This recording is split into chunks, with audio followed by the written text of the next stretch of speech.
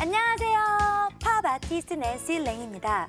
어떤 질문도 피하지 않고 당당히 맞서 신앙의 근육을 키워나가는 낸시 랭의 신앙 펀치. 오늘도 제 질문의 펀치를 마구마구 받아주실 두 분의 멋진 교수님을 소개합니다. 안녕하세요. 권영경 교수님. 안녕하세요. 숭실대 기독교학과에서 가르치는 권영경입니다.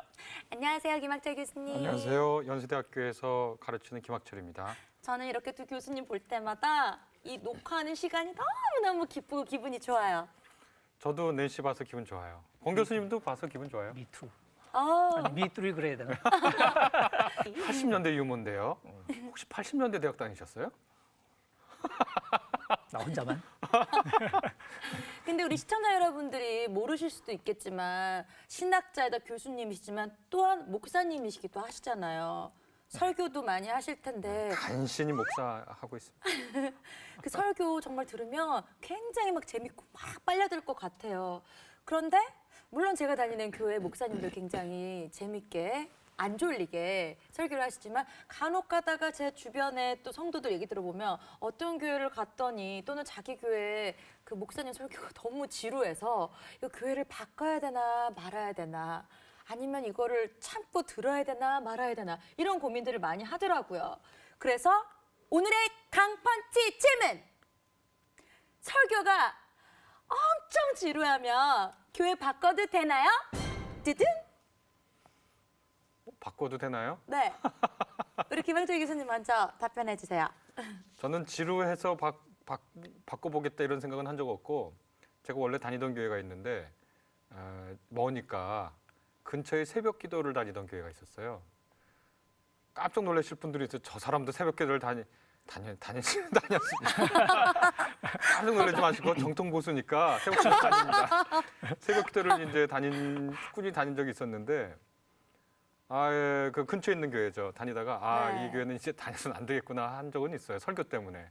왜요? 물론 이제 제가 원래 다니던 교회는 아니었으니까 새벽 교회 다니던 교회를 바꾼 거죠. 이유는 뭐였냐면 레위기인가 설교하시는데 본문으로 여러분 저도 잘 몰랐는데 레위기 읽어보니까 피를 먹지 말라는 얘기가 있습니다.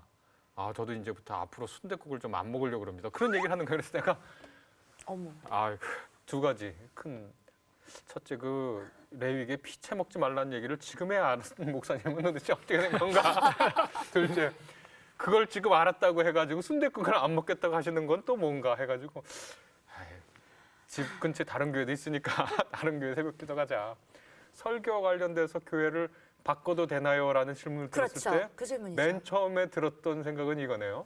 그런데 그거는 제가 이제 가까운 새벽 기도 다니던 교회고 그렇지 않고 자기가 원래 다니던 본교회라는 말이 좀 이상하긴 하지만 여하튼 자기가 주일에 정해놓고 다니는 헌신하는 교회 설교가 지루하다. 그래서 바꿔도 되냐. 그거는 제 에피소드랑은 조금 다른 차원의 문제 같습니다. 네. 우리 권영경 교수님 설교가 정말 엄청 지루하면 교회 바꿔도 되나요?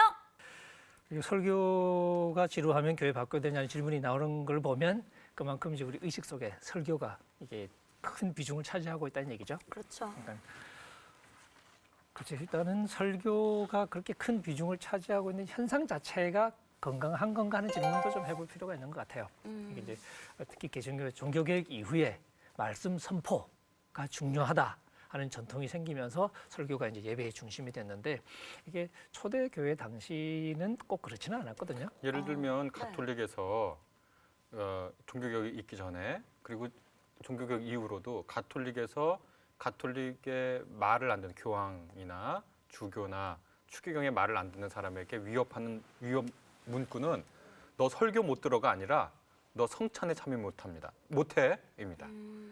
그러면 성찬이라는 게 구원의 통로인데 그걸로 위협을 했거든요. 그러니까 그 말을 정리해 보면 가톨릭에서는 말씀보다 이른바 설교 거기서는 강론 이렇게 얘기하는데 강론보다 성만찬이 훨씬 더 중요했고 실제로 1960년대에 제2차 바티칸 공의회라는 게 열려요. 그러면서 설교 이른바 강론에 신부님들이 더 많은 노력을 해야 한다라는 그 지침이 나옵니다. 네. 그때부터 가톨릭도 이 설교 강론에 힘을 쏟았지. 그 전에는 설교에 그렇게 큰 비중을 두진 않았어요. 그거는 동방정교회도 마찬가지예요. 오. 동방정교회도 몇 시간까지 예배 드려보셨어요? 3시간? 그렇게 많이 들어보셨어요? 어떤 거? 저희 연합 예배, 연예인 아. 연합 예배가 있는데 그게 한 2시간 반 정도 해요. 네. 처음에 이제 찬양부터 시작해서 아, 네, 한 달에 한 번씩. 동방정교회는 기본이 2시간이거든요. 네. 의자도 없어요. 서가지고, 그러니까 어휴. 좀 몸이 불편한 분만 의자에 앉고 네. 이렇게 서가지고 계속해요. 뭐 서가지고 계속 하는데 그분들도 이렇게 설교 이게 그렇게 중요한 게 아니라 의전 자체, 예배의 그 의전 자체. 그러니까 뭐 예배라는 게 결국 뭡니까? 하나님을 모시고 하나님을 우리가 저 예배에 부름 해가지고 우리가 하나님 앞에 나아가고 하나님이 거기에 임재해 주세요 하고 하나님을 청하고 그쵸. 그 다음에 하나님 오셔서 감사합니다 하고 영광송을 들려드리고 그런 게 다 합해서 2시간 다 반. 합해서 2시간, 네, 그쵸. 예. 설교만 2시간 예, 그러니까 반 아니죠. 그 예배 자체가 사실은 개신교 교인들이 누려야 하고 기쁨을 얻어야 하는 그 사건인데 예배 사건인데 그렇죠. 아까 공 교수님 말씀한 대로 자꾸 개신교인들은 우리들은 설교에 자꾸 그럼 설교 다른 예배 다 다른 순서는 뭐 별 문제 없고 설교가 그렇게 아주 핵심적인 문제가 되느냐? 요거는 아까 공 교수님 말씀한 대로 좀 생각해 볼 필요가 있다. 설교의 비중이 종교개혁 시대보다 아마 더 높아진 것 같은 생각이 든다. 우리나라에서. 좋게 보면 사실 설교가 중요해진 배후에는 하나님의 말씀이 중요하다는 인식이 자리를 잡고 있죠. 그쵸. 특히 이제 성경의 종교개혁 말씀이니까요. 자체가 이렇게 네. 오직 성경으로 네. 그 모토를 가지고 시작했으니까 하나님의 말씀이 기준이 돼야 되고 말씀이 중요하다는 어떻게 보면 당연한 그런 이제 인식이 바닥에 자리 잡고 있고 그래서 말씀을 가르치는 게 중요했고 그래서 칼빈 같은 경우에도 계속 말씀을 가르치고 설교하고 그랬단 말이죠. 그건 좋은데 이제 우리가 이게 하다 보면 설교가 모든 예배에 이제 가장 중심이 되고 나머지는 이제 액세서리가 되는 거죠. 그쵸. 준비가 되는 거예요. 음. 그렇게 되니까 설교 자체도 살아있는 예배 중에서 그 나름의 이제 역동 속에서 힘을 가진 설교가 된다기보다는 설교만 따로 떨어져서 뭔가 이렇게 목사님이 하는 퍼포먼스가 된 거예요. 일종의 이게 스피치가 된 거지. 그래서 목사님이 얼마나 훌륭하게 연설을 하시냐 아니냐에 따라서 예배 전체의 품질이 왔다 갔다 하는. 그거는 좀 지나치게 설교의 비중이 높아졌다. 혹은 달리 말하면 예배의 다른 부분이 너무 무의미한 의식이 되어버린 상황이다. 이렇게 말을 할 수도 있겠죠. 그러니까 사실은 제가 이제 늘 갖고 있었던 문제 의식인데 우리 개신교가 가톨릭이나 정교회에 비해서 정말 좀 안타까운 게 있는데 어떤 거죠? 우리는 뭐냐면 다 청각 문화예요. 찬양, 설교 그러네요. 듣는 거잖아요. 그런데 가톨릭이나 이런 데서는 오감을 다 활용해요. 향 피워요. 그리고 향 많이 피우죠. 맞다, 향, 맞다. 그건 후각이에요. 후각을 느끼는 순간 후각은 인간이 가지고 있는 마지막까지 남아있대요. 죽기 기억의 전에까지. 기억을. 후각의 기억이죠. 그렇죠, 그렇죠. 시각. 거기에 뭐 시각적으로도 뭐 이른바 성화라는 것도 많이 걸어놓고 아주 그 성단 내부를 멋지게 꾸미잖아요. 그렇죠. 시각, 청각, 그다음에 촉각. 그러니까 성만찬 자주 하는 거는 우리 몸으로 주님을 받아들이는 거니까. 그리고 들어갈 때 성수에다가 이렇게 해서 이것도 그렇죠. 하니까 촉각에 느낌이 느낌을 뭔가 하니까. 네. 오감을 활용하거든요. 맛보고. 더 좋네요. 그러니까 더 좋은 게 아니라 문제는 뭐냐면 개신교가 중요한 하나님과의 소통의 통로를 설교로 집중하면서 잃어버린 거예요. 그럼 우리도 약간 그런 거 좀 하면 안 돼요? 해야죠. 그렇죠. 그러기 위해서 뭐라 하냐면 지금 네. 있는 예배 형식을 전면적으로 바꾸기보다는 지금 있는 예배 형식에서 다른 것들을 살려야 하는 거죠. 그러니까 성도의 결국 예배는 하나님과 인간이 만나고 인간과 인간이 만나서 하나님을 체험하고 하나님의 말씀을 듣고 우리가 또 하나님 앞에 찬양과 고백을 드리고 죄의 고백을 드리고 그리고 용서받고 또 우리가 감사한 마음으로 헌금하고 봉헌하고 그 봉헌 하나님 기쁘게 받으시면서 이런 잔치가 일종의 일어나는 거거든요. 잔치가 일어나고 또 권 교수님 뭐라 그러실지 모르겠지만 고린도 후서에 보면 성도들끼리 거룩한 키스로 문안하라 그런 얘기도 있습니다. 뭐라고요? 다시요. 영어 성경으로 읽으면 홀리 키스인가요? 거룩한 네. 키스입니다. 그러니까 네. 그건 뭐냐면 선정적이고 그런 게 아니라 서로 교제를 나눈 거거든요. 그러면서 상대방 안에 있는 하나님을 체험하는 거예요. 저 사람에게 임한 하나님도 체험하고 이렇게 예배라는 하나의 그 장이 하나님과 인간이 서로 만나서 행복과 복과 또 기쁨과 찬양과 감사와 죄의 회개와 등등을 모두 하는 이런 어떤 하나의 축제, 잔치의 장이 돼야 되는데 설교에 매달려서 그것에 매달려서 예배가 좋다 나쁘다, 말씀이 좋다 나쁘다로 이른바 말씀이 좋다 나쁘다로 저 교회를 옮길까 말까 고민하는 거는 지극히 좀 뭐랄까 정당하지 않은 혹은 설득력 있지 않는 생각이다. 어떤 음식점에 갔는데요. 다른 거 다 훌륭해요. 근데 그 뭐 하나가 마음에 안 들어. 이 식당 앞으로 이 식당 오지 말아야 되겠다. 그렇게 섣불리 판단할 필요는 없거든요. 그렇죠. 그 음식에 대한 뭘 고쳐달라 그러거나 아니면 그 음식을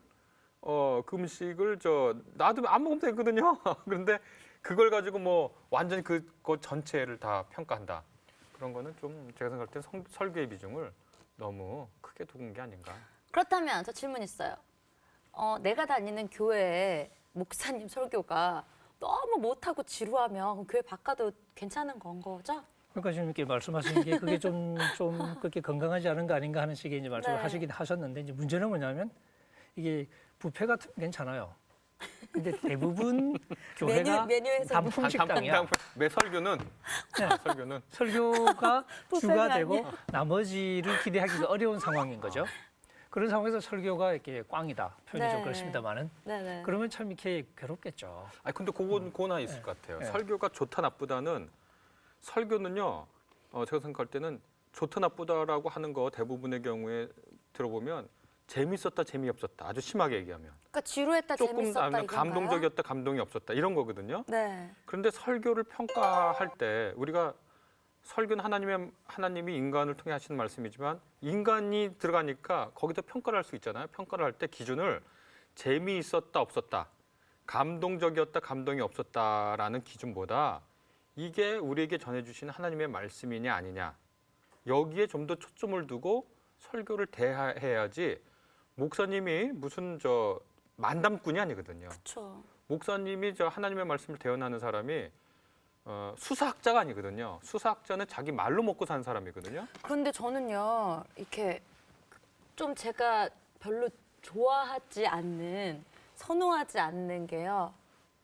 다다다다다라 믿습니까? 그러면은 아멘 막 다 하고 또 뭐 하다 믿습니까? 막 하면 뭔가 세뇌시키는 것 같아요. 잘하는데요? 지켜볼까요? 그래 한번 우리 부흥이 한번 아니. 모셔야 되겠는데요? 아니 근데 저는 그게 뭔가 굉장히 목사님을 통해서 제가 하나님 말씀을 이렇게 듣고 있고 제가 영접하고 뭐 이런데 자꾸 그게 이렇게 깨는 거예요 방에. 예. 네 그리고 뭔가 다 그렇게 동조하지 않으면 믿습니까 했을 때 아멘 안 하면 뭐 나는 뭐 반대다 뭐 이런 이상한 느낌도 들게 하고 그게 아닌데 그것 때문에라도 좀 그게 힘들어서 바꾸는 친구들도 있을 수 있을 것 같아요. 나는 목사님의 얘기 설교를 들으면서 이렇게 설득이 되고 그리고 납득이 되고 그런 상황은 그런 어떤 이 다이내믹은 전혀 없는 상태에서 강요하는 분위기가 되고 그러면 이제 답답하겠죠. 아 그거 한두 번만 하면 괜찮은데 그러니까 그게 너무 라임 같이 이렇게 랩할 때 라임 같이 그게 계속 이렇게 그러니까 그 부분 사실은 수학적인 능력이 부족한 거예요. 그러니까 설교를 들을 때도 네. 그러니까 기본적으로 설교를 듣는 건 수동적인 태도로 듣는 게 아닙니다. 제가 생각할 때는. 그렇죠. 왜냐하면 커뮤니케이션이라는 거는 이 리스너, 그 청자라도 얼마나 적극적으로 경청하느냐에 따라서 그 말씀 사건이 일어나는 거거든요. 설교 사건이 일어나는 거거든요. 그러니까 뭐 어마어마하게 센 펀치가 날라오면은 얼굴을 맞아서 소리가 나겠지만 그렇지 않고 가벼운 손동작이라도 듣는 사람이 같이 손바닥을 내주면 아름다운 박수 소리가 나는 거거든요. 그러니까 설교라는 행위 사건 자체도 설교도 말하는 설교자와 듣는 청자가 서로 적극적으로 또 사력 있게 말하고 듣는 분도 적극적인 경청을 통해서 거기에 대해서 마땅한 감정적인 또 지식적인 또 이 이른바 영혼에서 우러나오는 아멘을 절로 할 수가 있죠. 그렇죠. 근데 그렇지 않고 믿습니까? 믿습니까? 아, 잘했어요 저도. 아닌 이런 것 거 잘 안 되냐? 아닌 잘안 되나 봐. 그런 거는 어떻게 보면은 이분이 적극적인 경청을 기대하지만 오히려 청자들에게 듣는 저 설교의 청중들에게 적극적인 그 경청을 방해하는 잘못된 수사학이죠. 설교도 결국 수사학적 요소가 들어갈 수밖에 없긴 하거든요. 청중들에 대한 신뢰죠. 청중들의 이 건강한 사고력을 무시하는. 왜냐하면 제대로 된 말씀이 전해지면 입으로 내건 안 내건 마음이 가잖아요. 그렇죠. 근데 그걸 느낄 수 있거든요. 설교하는 사람 입장에서도. 근데 그게 충분치 않다는 얘기잖아. 그러니까 뭔가 그것도 해주기를 원하잖아. 그건 무슨 얘기냐. 진심의 소통을 원하는 게 아니라 어쨌든 자기가 원하는 어떤 이렇게 현상을 좀 보고 싶은 건데 그거는 말씀을 이제 전하는 사람의 태도에는 별로 어울리지 않죠. 권 교수님 그렇다면 어쨌든 설교가 지루해서 교회를 바꿔야 되나 말아야 되나 뭐 여기에 대해서 우리 두 교수님이 뭐 얘기해 주셨는데 그건 개인적으로 아마 생각해야 될 것 같고요. 그렇다면 어떤 경우에 교회를 바꿀 수 있는 건가요? 일단 설교 빼고. 여러 가지 이유가 있겠죠. 네. 교회가 엄청 멀다. 멀어졌다. 이사 가서 예. 바꿔야죠. 서울 살았는데 내가 부산으로 발령이 났어. 바꿔야죠 교회 우선. 저처럼 부산에서 살다가 이제 서울로 대학을 왔다. 아 그런 경우에 그럼 교회를 바꿔야죠 우선. 바꿔야죠. 네. 그러네요. 그렇죠. 그러네요. 뭐 또 그렇게- 어떤 경우에 또 교회를 바꿀 수 있을까요? 그러니까 사람마다 경우가 다양하게 있겠죠. 어떤 네. 경우에는 뭐 어떻게 보면 그냥 피치 못할 사정으로 옮겨야 될 경우가 있기도 하겠죠. 예를 들면 현실적으로 많이 벌어지는 일 중에 하나가 이제 어떤 좀 불행을 겪었을 경우에 예를 들어서 세월호 사건처럼 이제 어떤 가족을 불이 잃게 됐다. 굉장히 큰 슬픈 일이잖아요. 이게 인간의 공동체에서는 이게 깊이 공감되고 위로를 받고 하는 일이 벌어지기도 하지만 또 이게 시간이 지나면 이야기 자체가 힘들어지기도 하거든요. 그래서 결국은 사람들하고 단절되는 경우가 종종 생겨요. 오히려. 그래서 결국은 견디기가 쉽지가 않아서 이제 옮겨야 되는 그런 상황도 생길 수 있고 뭐 그런 경우는 어쩔 수 없는 것 같아요. 사람이 다 이렇게 착해져 주면 좋지만 또 그렇지가 않잖아. 근데 그 상처를 자기가 감당하기는 너무 힘들거든요. 뭐 그런 경우는 뭐 어쩔 수 없다고 말할 수 있겠고 그리고 뭐 아까 설교 얘기도 했지만 사실 설교뿐 아니라 다른 면에서 이제 목회자가 교회 리더십을 꽉 잡고 있다. 근데 그 목사님이 좀 뭔가 아닌 방향으로 자꾸 간다. 근데 그게 내가 어떻게 할 수 없는 수준이다. 내가 교회를 좀 이렇게 좋게 만들려고 애를 써본다거나 그렇게 할 수 없는 수준이라고 판단이 되면 근데 계속 있으면 내가 너무 큰 영적으로 좀 이렇게 피해를 입을 것 같고 상처를 받겠다. 그런 경우에도 어쩔 수 없겠죠. 그러네요. 그리고 교인들이 또 이렇게 교회에 대해서 굉장한 애정을 가지고 있거든요. 그렇죠. 그 교회에 대한 깊은 애정이 있는 상황에서 사실 이렇게 옮겨야 되는 상황이 또 이렇게 생겨나요. 그래서 이제 그 당사자들은 굉장히 고통을 겪죠. 자기가 너무너무 사랑하는 이 공동체를 결국은 떠날 수밖에 없는 상황. 그걸 가지고 사실 섣불리 비난할 수도 없는 일이고. 아니, 속 시원하는 네. 것도 있어요. 제가 지금 네. 뭐 이제 다니는 교회는 네. 한 부부가 교회 옮기고 정말 행복해하는 경우도 있긴 있습니다. 왜냐하면 그 전에 다니던 교회는 너무너무 자기네들을 괴롭혔대요. 아침부터 저녁까지 새벽 기도하라, 뭐 구역 공부해라, 구역 성경 공부해라, 수요일에 나와라, 금식기도 나와라, 주일 낮부터 아침부터 밤까지 봉사해라. 견디다 어때 이분들이 옮기셨더라고요. 그래서 굉장히 행복해하십니다. 저희 교회 다니고 그런 경우도 이제 있겠죠. 근데 이제 이런 건 있습니다. 뭐가 있냐면 이게 지극히 현대적인 현상이라는 거. 왜냐하면 초대교회나 또 중세의 그 서유럽 같은 경우에는 교회를 옮긴다는 거는 정말 이사를 가기 전엔 불가능한 거였고 왜냐하면 그 마을에 서유럽 같은 경우에 로마 가톨릭 지역은 그 도시에 아니 그 마을에는 교회가 하나예요. 성당이 하나예요. 그리고 이 성당에서 이 성당으로 옮겨도 교족이 옮겨가는 게 똑같이 다니는 거예요. 그러니까 교회 아무리 신부님이 강론이 지루해도 뭐 강론도 뭐 많지는 않았지만 옮기는 이유가 없는 거예요. 그런데 오늘 우리나라에서 특별히 문제가 되는 거죠. 왜냐? 뭐가 문제냐? 이제 교회를 상품처럼 보기 시작한 거예요. 쇼핑몰처럼 보기 시작하는 것들이 생겨나기 시작하는 겁니다, 사실. 이 교회는 뭐 건물도 좋고 목사님 설교도 좋다더라. 이 교회는 뭐 좀 죄송합니다. 나쁜 예를 좀 들겠습니다. 이 교회는 유명한 사람들 많이 다녀서 인맥을 쌓으면 좋다더라. 이 교회는 뭐 내가 다니는 사업체, 내가 이제 있는 사업체에 아는 사람들이 많아서 경제적 관리하기 좋다. 등등의 이유로 마치 여러 상품 중에 자기가 원하는 교회를 선택하는 그런 거는 사실은 교회로 부름을 받았다는 건 우리가 교회로 부름을 받았다는 건 우리의 유익을 구하는 것도 있지만 동시에 우리가 가서 섬기는 기쁨을 누리는 거거든요. 갑자기 이 말씀하시니까 저 얼마 전에 있었던 일이 생각이 나요. 제 얼굴 책이 있는데요. 네, SNS. 그 F로 시작하는. 네네네. 얼굴 책이 있는데, 근데 제가 수요 예배를 갔어요, 저녁에. 그러면 저는 진짜 교회를 찍거든요. 그냥 기뻐요. 그냥 나 오늘 성령님이 이끌려서 왔다. 근데 거기에 댓글 달린 게 낸시 실망입니다. 왜요? 이렇게 큰 교회 다닐 줄 몰랐다면서 개념 있고 그런 아티스트가 개척교회는 안 다니고 이렇게 큰 교회 다닌 뭐 그렇게 써서 제가 이상하다.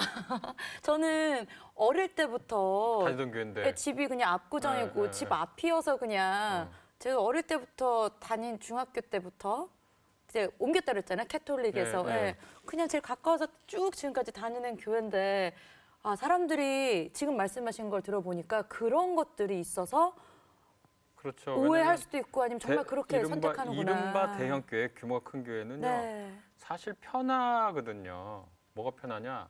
내가 가도 모르고 안 가도 모르고 또 재정도 넉넉하니까 헌금을 조금 덜 내도 괜찮고 근데 규모가 작은 교회는 뻔하니까 내가 가거나 안 가는 거나 눈에 띄고 또 교회 규모가 작으니까 자기가 이제 우리 저번에 얘기했던 뭐 11조나 그걸 비롯한 헌금을 착실히 해야 하는 문제가 생기거든요. 그리고 또 교회가 작으면 인간관계가 친밀해지는 장점도 있지만 동시에 복잡하게 얽히는 문제가 있기 때문에 피곤해지죠. 인간관계가 피곤한 때가 많잖아요. 그러니까 이제 사람들이 그래서 오늘날에는 여러 교회를 두고 마치 쇼핑몰을 선택하듯 선택하는데 대형 교회를 선택하는 분들이 다 그런 건 아니지만 그런 이제 얼굴책에 네. 그런 비판을 했던 분은 저 낸시 솔직히 조금 상처받았어요. 낸시가 그냥 편하게 하려고 그런 모양이다. 난 낸시 사실 대단히 개념 있는 멋진 아티스트인 줄 알았는데 개척교회 나가야 되는데 그래서 이게 무슨 말이야? 그런- 하나님은 어디나 다 계시는 건데 그래서 이제 큰 교회든 그거는 작은 교회든. 낸시에 대해서 좀 더 헌신해 주세요. 낸시는 능력이 더 있으시니까 어려운 곳에서 좀 더 섬겨주세요라는 아마 그런 요청이 아니었을까 싶습니다. 그렇게 생각할 수도 있겠네요. 이제 대형 교회라고 사람들이 말할 때 이제 뭘 생각하냐가 이제 그 문제일 텐데 교회가 커졌다는 얘기는 교회가 아까 말씀하신 것처럼 이제 우리가 가서 관람하는 그러니까 교회 가는 것과 공연 가는 것이 크게 달라 보이지 않을 때가 많아요.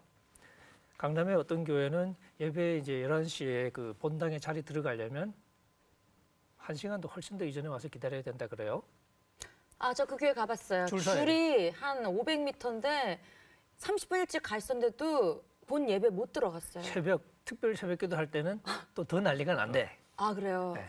꼭두 새벽까지 와서 기다려야 돼. 대단하다. 근데 그게 굉장히 제 강의를 들으러 누가 좀 그랬으면 좋겠어요. 이거 이제 뭐가 같냐면 이게 무한도전 그렇지. 자유로 가요제 할 때 5시간 전에 사람들이 와서 줄 서기 시작하고 막 그런 거 있잖아요. 그렇죠. 그거 별로 다르지 않잖아요. 네. 그러니까 실제로 가수도 뭐 하냐? 물론 찬송도 부르고 하지만 사실 목사님이 앞에서 설교하는 거 듣고 하는 게 이제 가장 중요하다고 생각을 하죠. 이게 공동체 속에 들어가서 내가 그 공동체의 멤버가 되고 그 공동체와 더불어서 함께 이제 우리가 펠로우십이라고 그러죠. 그렇죠. 성도들끼리 주고받을 수 있는 복음 안에서의 서로의 교제를 맺어가고 거기서 내가 힘을 얻기도 하고 도전을 받기도 하고 이런 게 관계가 형성되는 게 아니라 그냥 서로 모르는 사람끼리 그냥 야구 구경하듯이 그냥 그 자리에 앉았다가 또 모른 채로 헤어지고 이것만 반복하는 거예요. 이건 엄밀히 말하면 교회로서의 기능은 없는 거죠. 극장이죠. 네. 그러니까 이 교회라고 말할 때 그 그리스도의 몸이라고 말할 때 그 교제, 성도들끼리 얽힘, 그거는 싫은 거예요. 이건 성도들 잘못이기도 하고 그런 구조를 만들어놓은 교회의 잘못이기도 하겠죠. 그러면 어떻게 해야 돼요?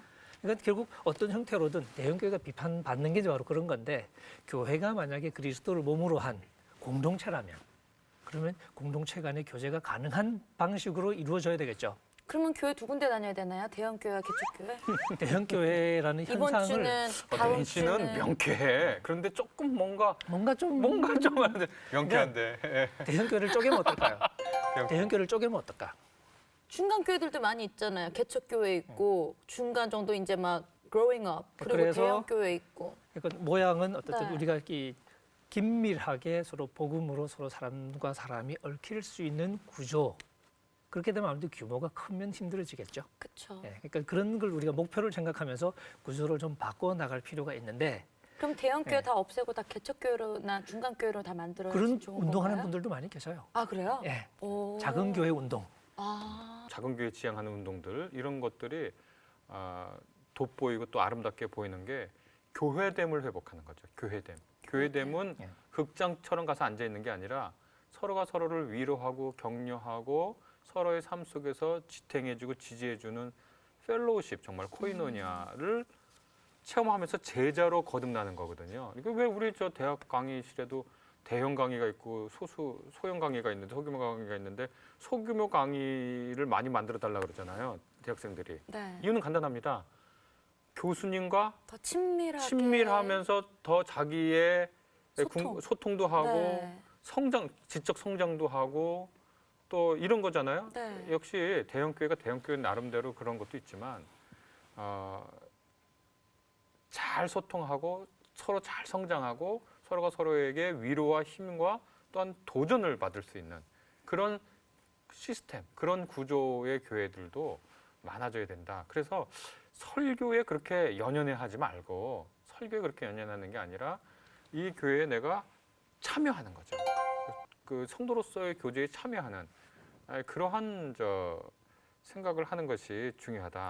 그런 생각을 해봅니다. 저 우리 두 교수님한테 좀 고백할 게 있는데요. 저도 개척교회 나가봤었고요. 네. 그리고 모든 그냥 우리가 알고 있는 교회들은 한번 다 목사 설교 들어보러 또 그런 교인들을 통해서 다 가봤어요. 근데 이제 어릴 때부터 제가 이제 다닌 교회가 제일 제가 편하니까 가서 듣기는 하는데 저는 딱 예배만 봐요. 그 조직 안에 들어간 게 예술가라서 그런지 뭔가 이렇게 속박되는 느낌도 힘들고 막 형제님 자매님 하면서 나 기분 나쁠 때도 있고 무슨 안 좋은 일이 있어서 근데도 항상 가식적으로 웃어야 되고 막 이런 것도 좀 싫고요. 근데 꼭 그거는 낸시가 네. 내가 생각할 때 낸시 개인 상담인가요? 아니 분명히 한번 해보세요. 저 같은 느낌을 갖는 친구들도 있을 거예요. 아니 가서 기분 나쁘면 웃지 마세요. 왜 그 가식적으로 오세요? 아니요 무슨 일 있어요? 나 무슨 일 있어요? 오늘 기분 되게 나빠서 얘기하기 싫어요. 그렇게 하세요. 낸시 스타일로. 그러면 되지. 그리고 교회는 적절한 의무감과 책임감이 분명히 있는 곳이지만 그렇다고 사람을 억압하는 그런 교회는 정확한 교회가 아니니까 당당하게 얘기하세요. 그러나 우리가 교인으로서 서로 형제자매라고 부르는 거는 형제자매란 말이 초대교회에서는 대단한 말입니다. 왜냐하면 계급사회거든요. 네. 우리는 계급사회가 아니기 때문에 계급이 뭔지 몰라요. 느낌이 몰라요. 그러나 주인과 종, 자유인과 종 사이에 형제라고 부르는 거는 사회가 구획해 놓은 이런 기준을 넘어서서 우리가 그리스도 안에서 하나 된다는 것을 표현하는 매우 혁명적인 언어입니다. 네. 형제라는 거 계급사회에서 아니 그 당시에 그 가정교회일 텐데 초대교회는 그렇죠. 거기 보면은 주인과 종이 한 집안이 모두 예수를 믿게 되면 서로 형제자매라고 부르는 거예요. 그러면 그거는 놀라운 일입니다. 그러니까 그렇게 교회 안에서 일어나는 그 기쁨을 기대하시고 아티스트로서의 자유가 희생된다라고 굳이 생각할 이유는 없을 것 같아요. 그러니까 아마 대형교회 나가는 분들이 구속되기 싫어서 아마 그런 것 같긴 한데. 조금 다르게 표현하면 우리가 이제 구원을 받는다 혹은 구원을 경험한다 하는 얘기의 한 측면은 화해거든요. 하나님과의 관계가 화해되고 또 그 하나님과의 화해가 결국 어떻게 나타나냐면 사람과 사람과의 관계 회복이죠. 그리스도 안에서 우리는 하나다라고 말하고 우리가 하나됨을 연습하는데 쉽지가 않거든요. 그렇죠. 근데 쉽지가 않지만 우리가 부르심을 받았다고 말할 때는 그런 화해의 작업 속으로 우리가 부르심을 받은 거니까. 그러니까 때로는 그것이 다른 사람을 내가 용납해야 되기도 하고 또 다른 사람을 위해서 내가 좀 희생해야 되기도 하고 이런 문맥 속에서 조금 이렇게 어떻게 들리실지 모르겠는데 예술가로서의 자유가 절대 가치는 아니에요. 네. 저는 한 개인으로서 또 자유를 포기해야 될 부분이 있고 네. 물론 이제 고민이 되겠죠. 예술가를 포기하는 건 아니지만 그런 그렇죠. 부분에서 이제 고민을 어떻게 하게 되냐면 그럼 내가 이 한 사람의 그리스도인으로서 혹은 이 공동체의 멤버로서 예술을 한다는 것은 무슨 의미일까? 단순히 그냥 이 세상 살아가는 한 예술가가 아니라 그리스도로서의 예술은 뭘까? 이런 고민을 하게 되겠죠. 그런 과정에서 밖에 있는 그냥 이 아티스트하고 조금 다른 아주 공동체 멤버들하고 좀 다를 수도 있겠죠. 하지만 뭔가 독특한 대답을 만들어낼 수 있지 않을까. 그런 고민이 이제 창조적인 하나님의 그 화해 작업에 동참하고 순종하는 그런 작업이 되지 저는 않을까요? 그래서 그 좋은 것 같아요. 그래서 그 개인적인 자유가 희생되거나 또 저 매주 교회에서 성경 공부 인도하거든요. 네. 힘들어 죽겠어요.